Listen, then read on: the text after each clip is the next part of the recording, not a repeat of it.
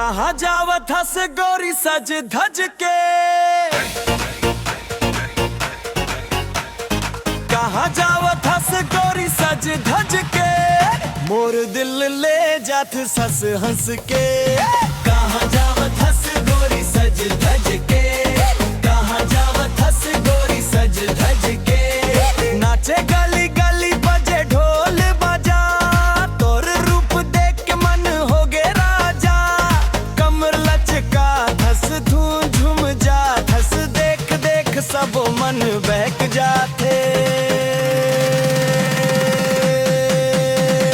कहाँ जावत हस गोरी सज धज के, कहाँ जावत हस गोरी सज धज के, मोर दिल ले जात सस हंस के। कहाँ जावत हस गोरी सज धज के।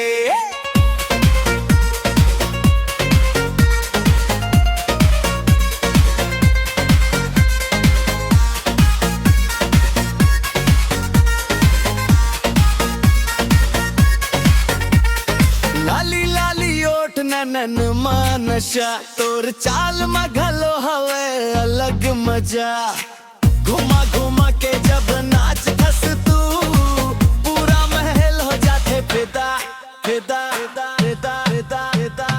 कहाँ जावत हस गोरी सज धज के, कहाँ जावत हस गोरी सज धज के, मोर दिल ले जात सस हंस के।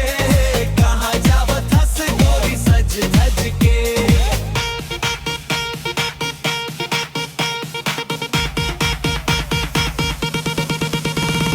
हे गोरी रुक जा सुन ले मोर बात, तोर थाइल तोर किलर स्माइल तोर फायर, देख के तोला बढ़ जाते डिजायर, जाया जाया जाया जाया जाया जाया जाया जाया।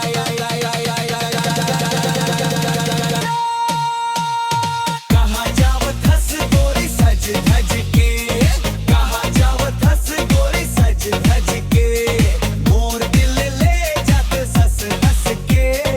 कहाँ जावत हस गोरी सज धज के।